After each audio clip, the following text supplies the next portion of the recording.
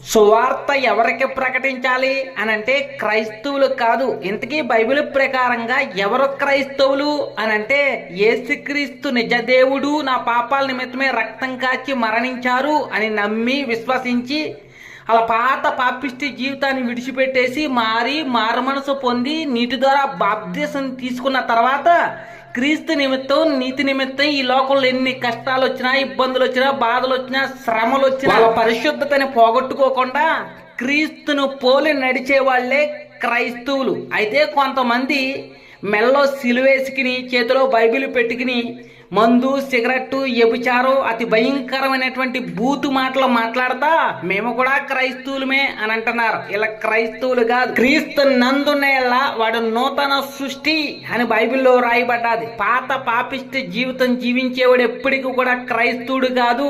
ఆ పాపపు జీవితాన్ని విధులు పెట్టేసి నూతన